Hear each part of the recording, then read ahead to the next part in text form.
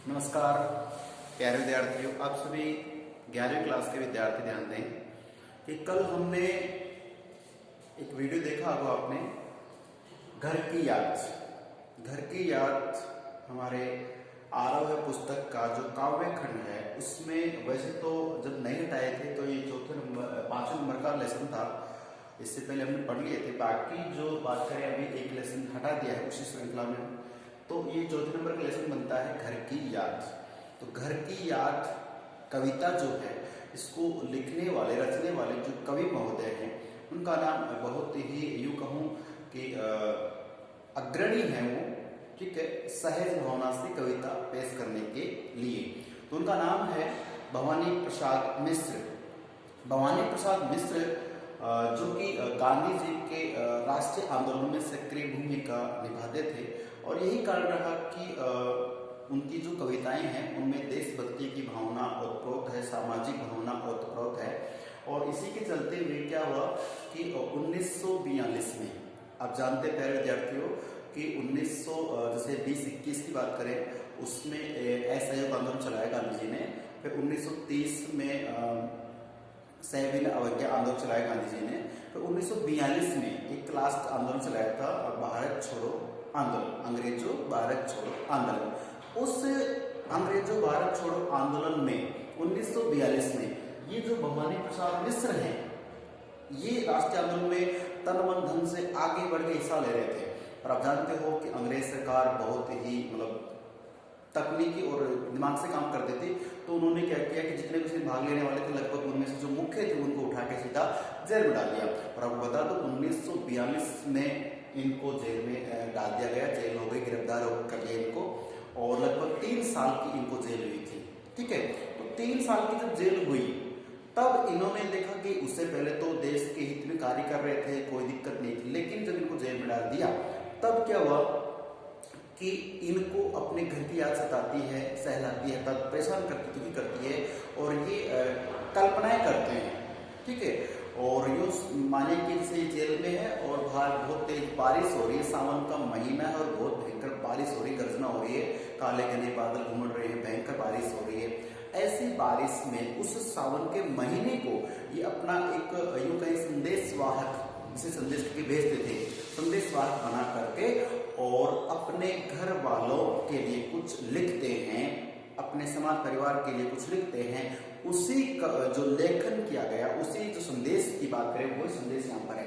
ये वो कविता है जो भवानी प्रसाद मिश्र ने जब घर से दूर जेल में वो हैं उस समय उनके साथ उनके मन में कैसे कैसे विचार आए, वो बातें वो सावन के महीने को अपना संदेशवाहक बना करके अपने माता पिता को वो संदेश देने का प्रयास कर रहे हैं। उन्हीं बातों को हम यहाँ पढ़ने जा रहे हैं। ठीक है, तो इसे आप चाहे संदर्भ माने, संग माने, प्रसंग तो सीधी सी बात है कि प्रस्तुत कविता हमारे पाठ्य पुस्तक आरव के काव्य खंड से घर की याद कविता से उद्धृत है, जिसके रचयिता भवानी प्रसाद मिश्र है। ये इसका प्रसंग हो जाएगा। फिर इसका हम भावार्थ करेंगे, जब आपके एक एक शब्द का अर्थ करता है आपको मैं समझाऊंगा, बताऊंगा। ठीक है, अब उसके बाद देखना ये है कि इसका प्रसंग के बाद भावार्थ देखते हैं, भावार्थ के बाद में आपको विशेष इसका देखना होगा। ठीक है, तो पहले तो लेकर चलता हूँ आपको इस कविता में।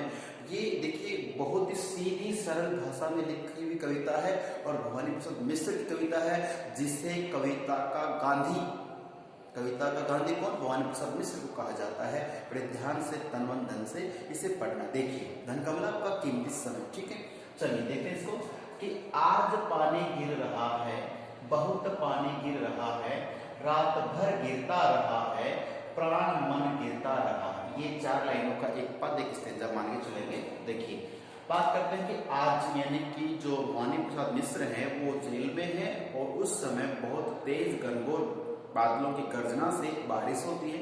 तो जैसे देखिए पानी गिरना से मतलब क्या हो जाएगा? बरसात का होना। आपको बता दो जो दक्षिणी हमारा राजस्थान है, ठीक है, तो दक्षिण राजस्थान में डूंगरपुर बांसवाड़ा है, जिसे वागड़ प्रदेश कहते हैं। आज भी वहां पे अपन तो क्या कहते हैं, बरसात आ रही है। ठीक है, बादल बरस रहे हैं, वो बरसना बादल बरसना नहीं कहते, वो कहते पानी गिरना। ठीक है, तो ऐसी शब्दावली है बरसात का होना। ठीक है, ध्यान रखना। तो आज पानी गिर रहा है। भवानी प्रसाद मिश्र कहते हैं कि आज बहुत भयंकर रूप से बरसात आ रही है, मूसलाधार बारिश आ रही है। बहुत पानी गिर रहा है और आज बहुत ज्यादा मात्रा में बरसात हो रही है।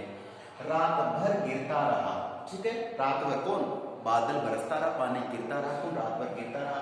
प्राण मन गिरता रहा, प्राण का मतलब उसका जो हृदय है, उस हृदय से अपने माता पिता परिवार बहन भाई की याद भी उसे आती रही। प्राण मन गिरता रहा, उसका मन में विभिन्न प्रकार की बातें आती रही। कैसे कि बहुत पानी गिर रहा है, घर नजर में गिर रहा है, कि बरसात बहुत तेज हो रही है, ठीक है, और घर से दूर है, तो घर से दूर होने के कारण से उसके मन में कैसे कैसे दुख हैं वो बता रहे हैं भगवान मिश्र, और कहते हैं कि घर नजर में तिर रहा, घर का मतलब उसका घर से बारिश हो रही। तब जानते हो कि जब ये मान के चले कि यहाँ की 4 पंक्तियां हैं, ये तो सीधी सी है। अब बात ये कि जब भवानी प्रसाद मिश्र जेल में बैठे हैं, उस समय उनके मन में क्या होता है कि बहुत तेज बारिश हो रही है, तो बारिश के दिनों में भवानी प्रसाद मिश्र अपने घर में क्या क्या करते थे वो बातें याद आ रही है। तो क्या कह रहे हैं कि घर नजर में तिर रहा, तिर का मतलब तैरना, तो आंखों में तैरने का मतलब कि याद आ रहा है कि बारिश का मौसम है, बारिश बहुत तेज आ रही, मूसलाधार बारिश आ रही। ऐसे में भवानी प्रसाद मिश्र का जो पहले की बातें हैं, तो उनका घर उनकी आंखों में आ गया, अर्थात याद आ गई घर की। कैसे, पूरा घर का दृश्य उनकी आंखों में है, घर की, देखिए की का मतलब यहाँ पे घर, अर्थात घर क्या होता है, देखिए घर कि मुझसे दूर है जो, अर्थात मुझसे अब घर दूर है, या मैं घर से दूर हूं, दोनों अलग अलग हो गए हैं। अब ऐसे में घर की खुशी का पूर्व है जो, अर्थात घर, प्रश्न आ जाएगा कि घर क्या होता है, तो होता है घर खुशी का पूर्व। पूर्व का मतलब देखते हैं बच्चों, पूर्व का मतलब है खुशियों का ढेर, अर्थात बहुत सी खुशियां, खुशियां मान सकते हो कि घर खुशी का पूर्व अर्थात खजाना है। पूर्व का मतलब खजाना ले लीजिए, ढेर सारे, अर्थात घर का मतलब होता है खुशियों का खजाना, अर्थात बहुत से सुख संपदाओं का, खुशियों का खजाना या ढेर जो होता है वो क्या होता है, घर होता है। तो ये कहते हैं कि अभी बहुत तेज बारिश हो रही है, इस बारिश से मुझे अपना घर याद आ रहा है, मेरे माता पिता, मेरे बहन भाई मुझे याद आ रहे हैं। घर वो होता है जो खुशियों का खजाना होता है, हम सब एक साथ रहते हैं, खाते पीते हैं, वो घर जो मुझसे अब दूर है, ठीक है। आगे, घर में 4 भाई। अब कहते हैं घर क्या है, देखिए आप एक बात बता दूं मेरे बच्चों बीच में कि जो चूना पत्थर ईंट बजरी से हम जो मकान तैयार करते हैं वो सिर्फ मकान होता है। उस मकान को घर बनाने के लिए उसमें मनुष्य लोग रहते हैं, माता पिता बहन भाई चाचा ताऊ दादा दादी, बहुत कुछ सब कुछ उसमें रहते हैं, और उन सब की बातें, उन सब का रहन सहन खान पान, उन सब की भावनाओं से वो घर बनता है। तो मकान एक खाली कमरा भी हो सकता है, लेकिन घर बनाने के लिए उसमें भावनाएं होती है, ठीक है। तो बात करते हैं कि घर, ये पता परिभाषा से बात करें घर क्या होता है, घर कि घर में 4 भाई, घर का मतलब है कि मेरे घर में, कौन कहते हैं, भवानी प्रसाद मिश्र कहते हैं कि मेरे घर में मेरे अलावा 4 भाई और हैं, अर्थात कुल मिलाकर ये 5 भाई है। कौन, भवानी प्रसाद मिश्र, ठीक है, ध्यान रखना। तो घर में 4 भाई और मायके में बहन आई, तो मायके में अर्थात इनकी बहन जिसकी शादी हो चुकी है, वो बहन अब क्या करती है कि अपने मायके में आई है, ससुराल से कहां पे आ गई, मायके में आई है। तो इनके 4 भाई घर में है, इनके अलावा, अर्थात कि इनको तो देशभक्ति के लिए राष्ट्रीय आंदोलन में संलग्न होने के चक्कर में जेल हो गई है, और बाकी जो 4 भाई हैं वो घर में बैठे हैं, ठीक है। तो घर का मतलब कि मेरे घर में मेरे 4 भाई हैं मेरे अलावा, और मायके से अर्थात मायके में मेरी बहन आई है। और वो बहन कब आई है, आपको बता दूं, सावन का महीना, पहले बता चुका कि पानी सावन भादों में बारिश आती है, तो सावन के महीने में जब घनघोर बारिश आ रही है, उस सावन के महीने को ही अपना संदेश बना के कह रहे हैं कि जो सावन का महीना है, जिसमें आप जानते हो कि सावन भादों में हमारी क्या आती है, रक्षाबंधन भी तो आती है। तो रक्षाबंधन के पर्व को एक हर्षोल्लास के लिए मनाने के लिए एक बहन अपने भाई से मिलने के लिए अपने पीहर अपने मायके आई है, और बहन जब आई तो उसे पता चला कि मेरे 4 भाई तो मौजूद है, लेकिन एक भाई जो सबसे प्यारा है वो भाई यहाँ पे नहीं है। तो बहन आई, देखिए मायके में बहन आई, तो बहन है वो मायके में आई सावन के महीने में, और बहन आई बाप के घर, अर्थात मेरे पिताजी के जो घर बना हुआ है उस घर में बहन आई जरूर है।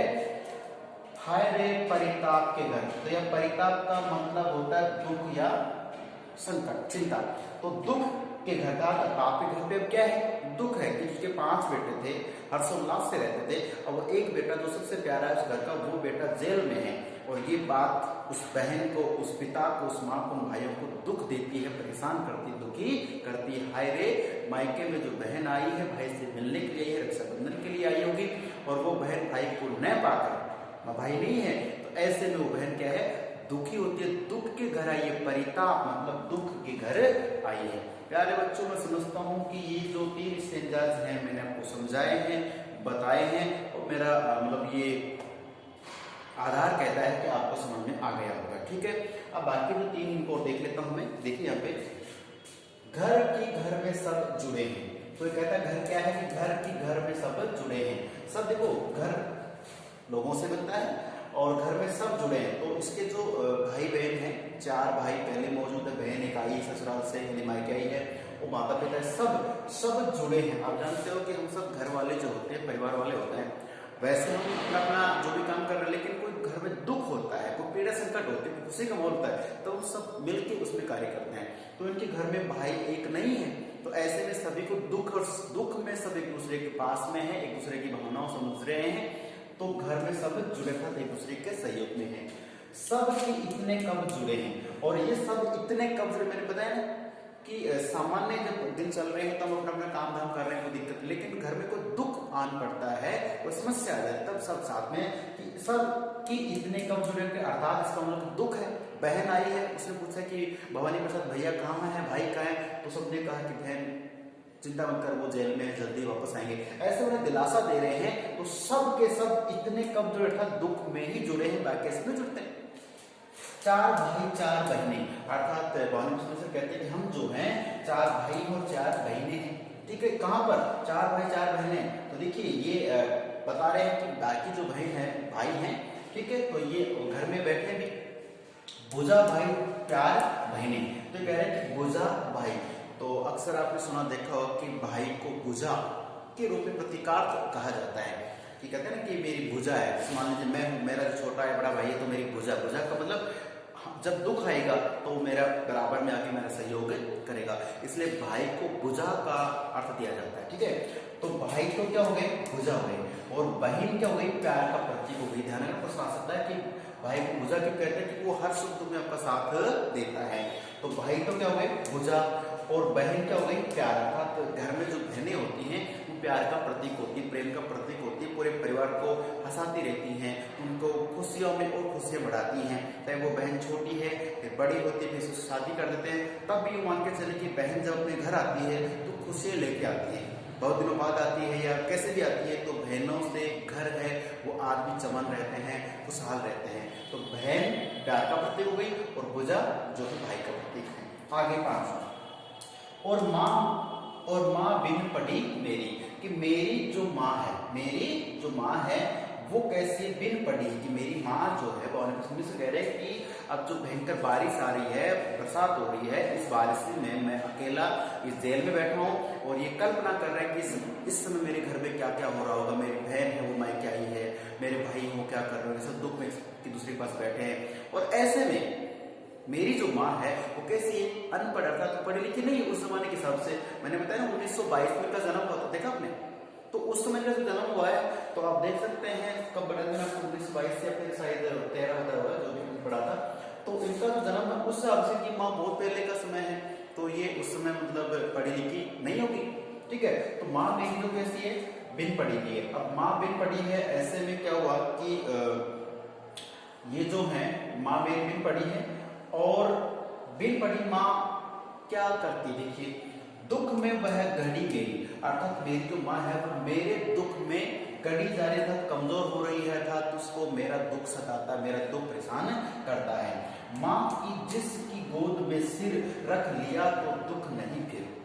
प्यारे बच्चों बहुत ध्यान से पढ़ना है कि और माँ बिन पड़ी मेरी दुख में वह गिर गड़ी, मेरी माँ की जिसकी गोद में सिर रख लिया तो दुख फिर नहीं फिर। ध्यान रखो कि माँ क्या होती बताया कि जिसकी गोद में, माँ जो होती है हमारी, उसकी गोद में क्या रख लिया, अपने सिर रख लिया, गोद में सिर रख लिया तो दुख नहीं फिर। मतलब चाहे कितना ही दुख हमें सताता है, जैसे आर्थिक तंगी होती है, या कोई पारिवारिक झगड़ा होता है, या कोई बाहर का मुद्दा होता है, कितना ही दुख क्यों ना हो, कोई भी बेटा होता है वो आकर किसी और से कुछ डिस्कस करता है तो शायद उसे कमेंट सुनने को मिलते हैं या लोग उसे समझाने लग जाते हैं, ज्ञान देने लग जाते हैं, लेकिन एक माँ होती है जिसके गोद में अगर सर रख के हम कुछ समय के लिए अगर सर रखते हैं तो ये मान के चलिए कि उस समय कुछ पल के लिए मान के चलो जितने भी आपके टेंशन दुख थे वो सब दूर हो जाते हैं। तो माँ जिसकी गोद में सिर को रख लिया तो दुख नहीं, फिर कोई दुख नहीं रहता है। तो ये माँ को वास्तव में आप जानते हैं कि भगवान का दो स्वरूप माँ होती है। चलिए आगे, माँ की जिसकी स्नेह धारा, तो माँ जो होती है उसके बारे में बताया है कि जिसकी स्नेह धारा, स्नेह धारा का यहाँ तक भी पसारा यानी फैला हुआ है। तो ये भवानी प्रसाद मिश्र कहाँ पर है? जेल में है। कि मेरी माँ तो क्या बात कर रहे हैं कि मेरी जो माँ है वो अनपढ़ है, कोई बात नहीं, अनपढ़ जो माँ है वो दुख में डूबी हुई है, दुख में गड़ी हुई है। मेरी माँ मेरे दुख में है कि मेरा बेटा घर पे नहीं है। और माँ जिसकी गोद में अगर हम सर रख के कुछ समय बैठ जाते हैं तो हमारा सारा दुख दूर हो जाता है। और माँ जिसकी स्नेह धारा, माँ का जो प्रेम होता है, प्यार होता है, वो मुझे यहाँ जेल तक भी मेरे को एक आशीर्वाद के रूप में है कि मैं सुकून से हूँ। सुकून तो कर क्या जेल में, लेकिन फिर भी मैं अपने जैसे ज्यादा प्रताड़ना नहीं है। उसे लिखना नहीं आता कि मेरी जो माँ है अब वो अनपढ़ है, तो पढ़ी लिखी भी नहीं है, बिन पढ़ी, बिन यहाँ पे उपसर्ग है ना, बिना पढ़ी, तो बिन पढ़ी इसका मतलब कि माँ अनपढ़ है तो वो लिखना नहीं आता है। अब लिखना नहीं आता है तो जो कि उसका पत्र आता है। प्यारे विद्यार्थी, कहने का मतलब है वो कह रहे हैं कि मेरी माँ अनपढ़ है लेकिन वो दुख सुख सब समझती है। तो मेरा दुख जो है मेरी माँ को भी है, लेकिन मेरी माँ पढ़ी लिखी नहीं है ना, इसलिए अगर वो पढ़ी लिखी होती तो उसकी जो भावनाएं हैं, उनकी जो बातें हैं, जो संदेश है, पत्र में लिख करके मेरे पास या जेल तक आ जाती। जबकि उनका जो प्रेम है वो तो एक आत्मिक रूप से मैं अनुभव कर रहा हूँ कि मेरी माँ वास्तव मेरे लिए दुखी है।